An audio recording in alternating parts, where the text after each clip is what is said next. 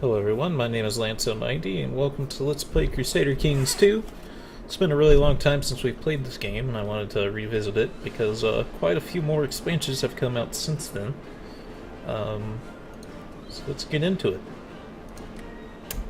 I'll do the earliest start just because that's always the most interesting. I'm not going to explain everything about this game. It's not to be a tutorial series. I'm not the person to even go to for a tutorial series. I'm not that good at the game, but I'm sure you can find someone to do it for you. Roomba has a really good tutorial series on it, but it's also an older set of videos, so it's also a little bit out of date because there's always expansions coming out for this game. The most recent one being the Reaper's Due, and we'll get into what all that means as we jump in here. I'm going to play the guy I usually play as, just because I find the Norse the most interesting to play as, the most fun. With any of the Catholic and no Christian nations yet. Or I don't think yeah, there is Christian nations in here, they just haven't split yet. Well, they're not here yet, but they will be towards the end of the game. And then the EU4, that's when it has that second split. Or I could be wrong. My knowledge of... No, Christianity should already be out here, right? No, it'd be Catholicism. Sorry, I'm getting sidetracked. We're gonna play as the Jarl of Sweden, but we're not gonna play as exactly this guy. I'm gonna edit him.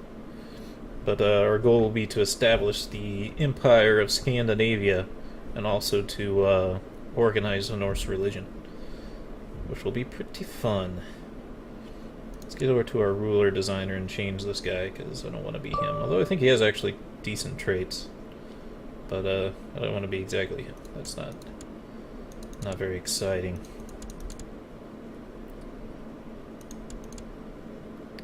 We want a beard, but we don't want too big of a beard, just because our character is still young. Or is going to end up being young. I'm still annoyed that we can't change this coat of arms to like a Catholic coat of arms, because the Norse ones are a little bit boring. They're very plain. There's a background with a symbol on it. Oh, let's do that one. And Black Wolf. We'll do like a orange and red like that. Let's go for a different color of red, because I think that red in particular was a red that the enemies spawn with a lot, like rebels always spawn with that color of red, so it'd be hard to keep track of. So just a brief explanation of what this is for this character customization. Our points are basically tied to our age here. And right now we just start at 5 of everything, which is pretty bad. I think it's basically like a D&D system where 10 is average. Or well, 8's considered average, but it's actually -1 to all stats, but a flat 10 would be no negative or positive effects. So you can see that you start kind of behind. This game is very difficult, but we'll get through it. It's like any Paradox game, there is systems in place that keep things from snowballing out of control. And a lot of the expansions that we haven't seen yet reinforce that even more so. And I actually like those kind of systems. I don't like games where the AI can spam out like billions of troops, and I don't know. That's always my case in those games where it's like, how do you even crank out that many troops? It's just not possible. There's somehow a way to do it that I don't understand, but in this one I can keep up, so. In fact, I can do pretty well. Aramar Lightfire. Norse, Germanic. We have to start picking our traits. Now there's quite a few options here. So the big change with the Reaper's Due in this game is it has a lot more diseases. Makes the disease system more complicated and interesting than it used to be. And stuff like that. All sorts of bad things like that. So what I usually do is I usually grab Wounded at the start, because it gives you 11 more points to work with. And it usually goes away. It's not really bad. It's -1 martial skill, -1 personal combat, -1 health. So it's not very bad to start with. And it gives you 11 points. And it can go away and just become Scarred, and Scarred is actually a positive trait by 1 point. So the only thing is, with Reaper's Due, this is probably going to be more likely to get infected or something. But I think I'm still going to try it, and if I die early in, we'll just call this episode 0 of the series and try again with someone who doesn't have that trait. -1 for -1 isn't too beneficial. We definitely don't want any negative genetic traits. That's all these ones with a heart. Those are all genetic traits. Genius is awesome, gives you +5 to everything, but it's also extremely expensive. It takes 30 points. It makes us automatically age 50 to take a Genius. Which we could just do that and then just not pick anything else, or pick more negative traits. But you can see it only brings us to 10 on most of these, so it still leaves us below average to take that. So I think we do Quick instead. It gives a 3 to everything, and it's still a genetic trait. It's just not as powerful. No, don't want to do that. I could give myself a child and then take Celibate for Ultra. How much does a son cost, actually?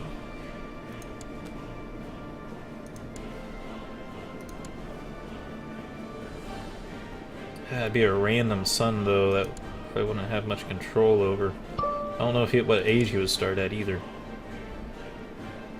But that is a little bit tempting.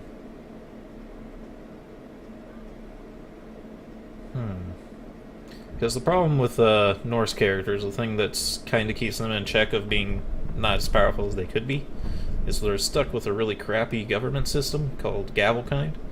And after you die, your lands get all separated between all of your sons. So if you have more than one son, you lose everything. Because this game, the way it works, if your character dies, you take over your primary son, like your firstborn son, whoever has like the biggest title or whatever.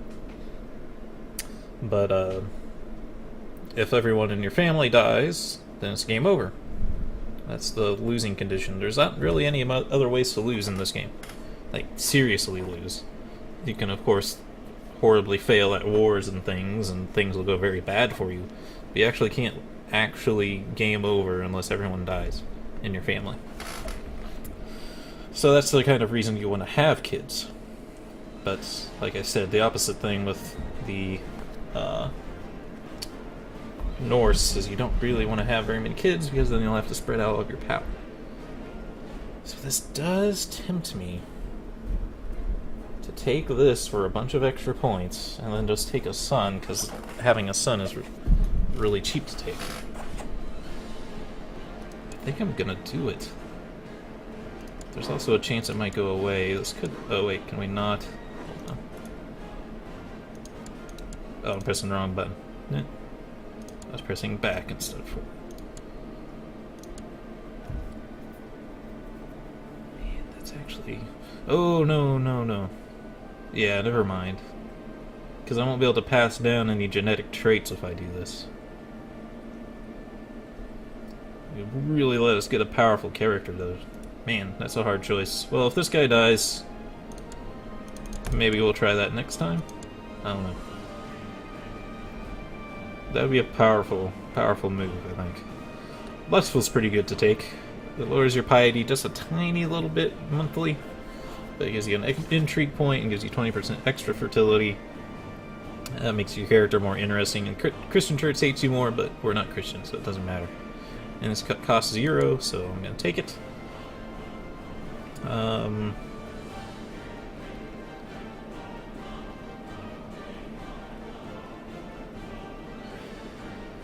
Might do Envious as well. It gives us more intrigue, -1 diplomacy, and -15 liege opinion. But as the Jarl of the Duchy of Sweden, we're not going to have anyone over us unless we get taken over. I'm not going to let that happen, so I think I'm going to take that. Proud is good, but I don't think it's worth 5. 5 points is kind of a lot. We might leave it at this. Lots of good things here. It's just managing your age as it goes down by taking abilities here can become a problem. Administrator, movement speed, art detect. These are some new things with this expansion. Shrewd. Oh, that's a really good trait, and I like the fox icon for it. I think I'll take that. We're 31 now, though. See, that's what makes it tempting. The kitty's causing me trouble. Sorry, kitty. Put you aside for a minute. But yeah, we're 31 now, so we're starting to get up there in age. Not really bad, but we still haven't picked our education yet. I don't want to be an amateur's plotter, because that's really bad. But these are all really expensive. And like the best abilities come from being a maxed out level of it, because then you can get like a secondary trait. I guess there isn't one for this actually, but for like a military, brilliant strategist, it opens up these really powerful leadership powers. Which mainly the main two I'd look at is organizer for a huge movement speed bonus, and what's the other really good one? Siege leader. Plus 40% siege, that's really important. And we'll get into that as we see it, but you can see we're 48 now. Getting a little bit too old. So I think we're going to sacrifice being very good at a thing here. And take probably 50 clerk, plus 3 stewardship, plus 5 fertility. Don't think there's anything else I would particularly care to have. Tough soldier isn't too bad. Actually,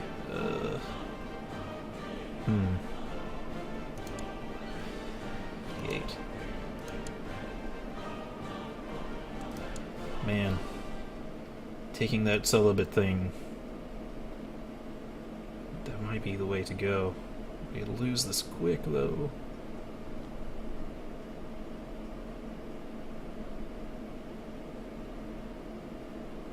Man, is it better to? You know what? Let's try it.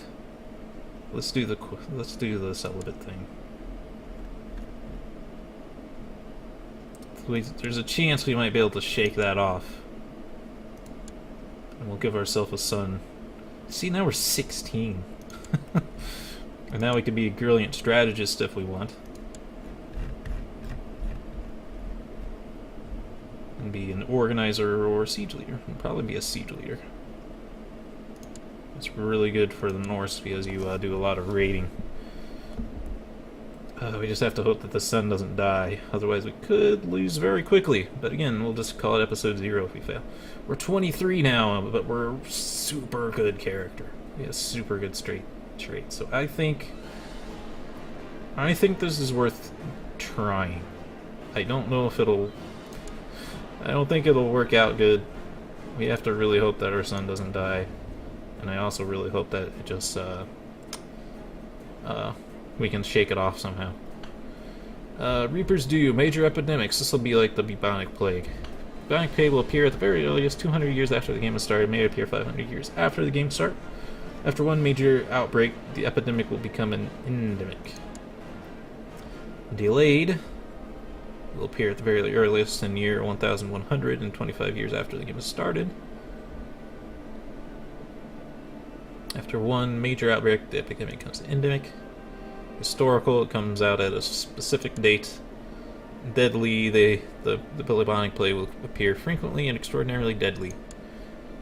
I think we'll just do regular dynamic.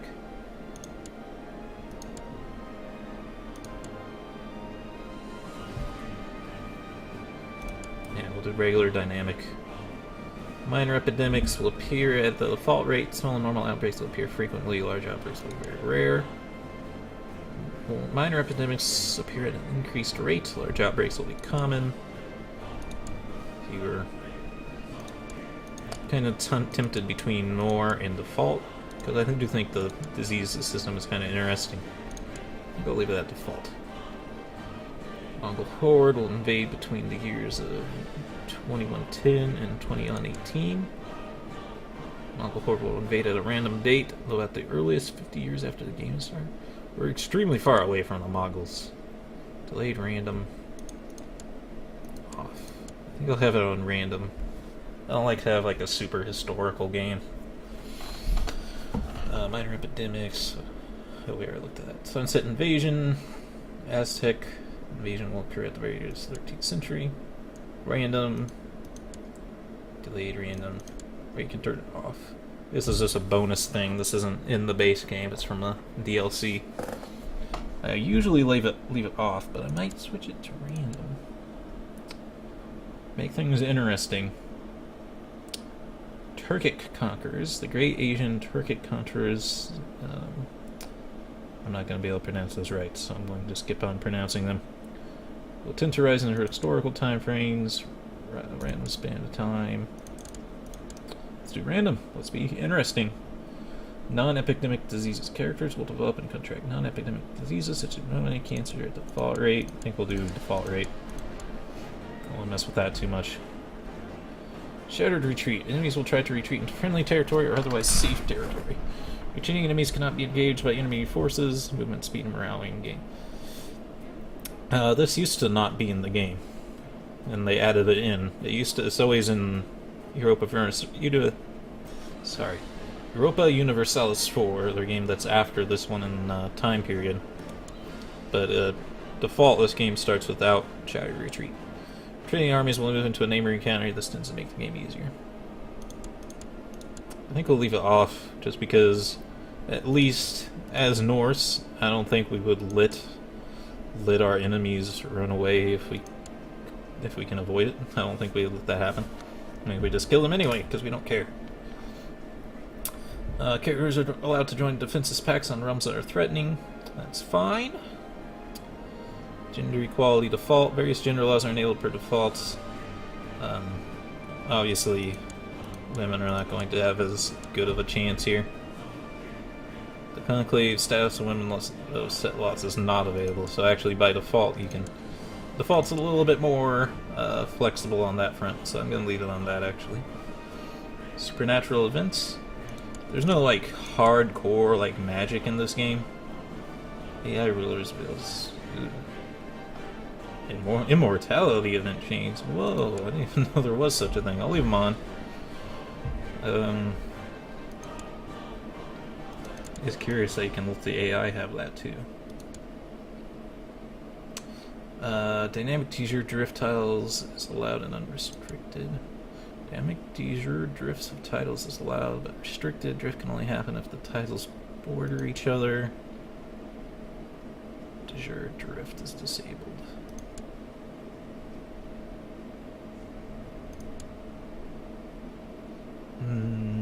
It's a little hard to explain exactly what this is without being in game.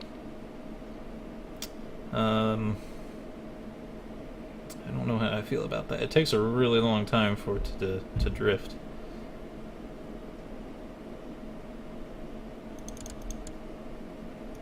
I'm gonna put it on restricted. Well, I'm gonna turn it off, just because it'll make things really messy if you leave that on. Again, it's a little bit hard for me to explain it, so I'm not going to. I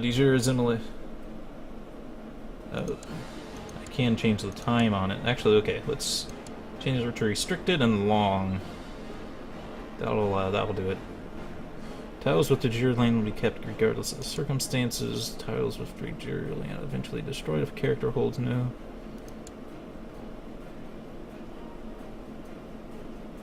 Tiles with the Jure land will be kept regardless. I'm not exactly 1,000,000% sure what that stands for, so I think I'm going to leave it on default. Nomad stability. Unstable. Upon succession of the Kagan, vessels and nomadic hordes have a chance to declare independence. The succeeding ruler will have just cause to reclaim the land. Stable. No way vassal will not have the opportunity to go independent. Well, that not stable. We don't want to let them become too powerful. Culture conversion. There's a lot of options. This used to not be in the game, all these options. Culture will convert at the default rate. Culture will not spread into counties. Faster melting pots, increase. I think we'll just leave it on default. Default rating. Character can rate with government culture of the religion allows it. Yeah, we'll do historical for that. Climate and rating adventurers will appear as default. Adventurers rare, they will appear less frequently. They'll disable achievements. No claimant or rating adventurers will appear, at the exception of landless nomads and specific incident spawn adventurers. I really hate this system, adventurers. So what Eventron troops are is they're troops that no one owns, no one has. They come out of nowhere. They're loyal to someone. They don't have to pay taxes on them. They don't have to do anything. They just get a shit ton of really powerful troops for no reason. I don't like that. It's no good. No bueno. We're turning it off even though it's going to disable my achievements. Interfaith religions. Rulers of unrelated religions will never agree to marriage offers. Open. Even rulers of hostile and unrelated religions will consider marriage offers. Ruins of unrelated would agree. There's only two options, huh? I don't want them to, like, never agree. I just want it to, like, really not like it. I'll leave it on open. We'll allow matrilineal marriages, Charlemagne custom realms, non-historical kingdoms, yes, we'll do that. Various story events surrounding Charlemagne and his brother Carloman will be enabled.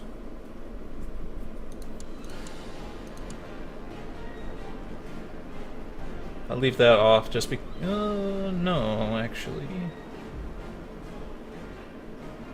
Because I think this super early start is Charlemagne. So we'll turn that on, actually. I was going to turn it off because I thought we start like way sooner than he's even around.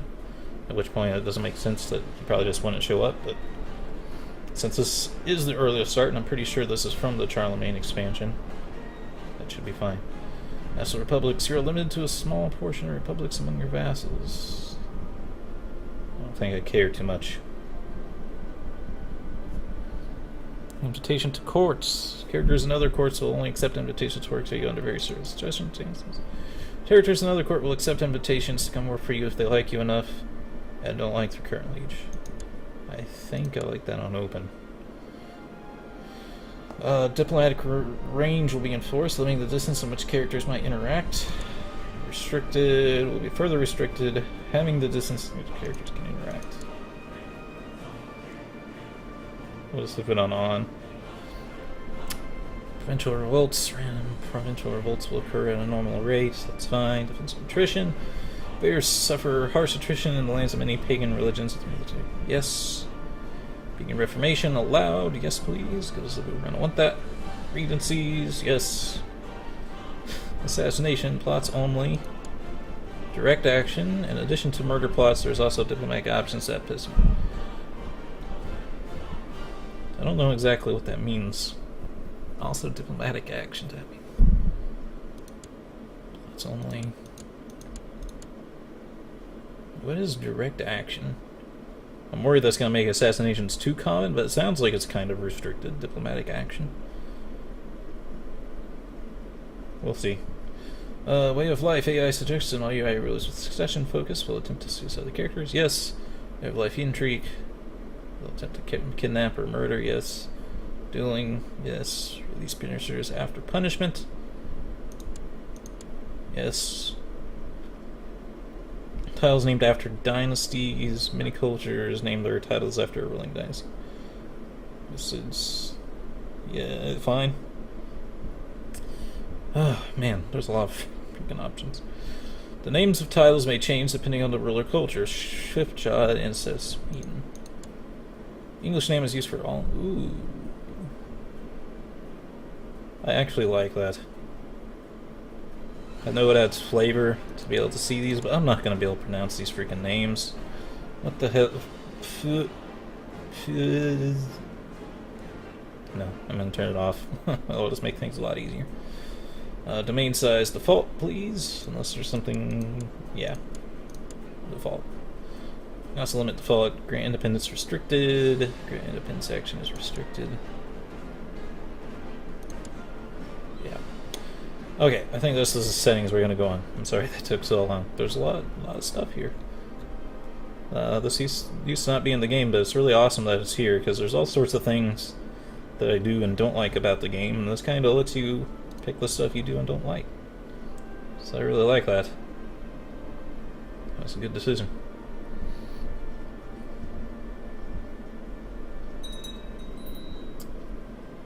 Okay, let's see. Again, I'm not going to explain everything.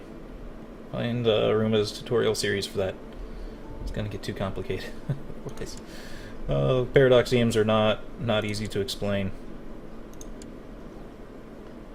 I'll just explain things in brief as it becomes important. So let's look at our child, since this is kind of important. Oh good, he's age 0.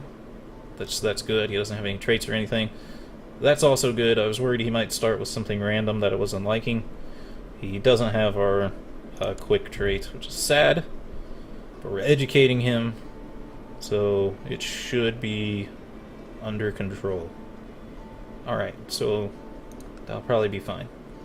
So let's go through our tabs up here, because these tell you what kind of problems are going on in your realm. We have all these special titles available right now. Some are more important than others. A lot of these we might want to just hold on to for making people happy. Are things actually... There are different names here, but they're not as different as you would expect them to be. Like, this is still called Upland instead of Sweden. Which I guess maybe the duchy is Upland, and then this is the Kingdom of Sweden. Anyway, I'm getting sidetracked. These ones that are in yellow probably means we should probably fill this. I'll leave that for a moment, though. Special actions. I can set crown focus in a region.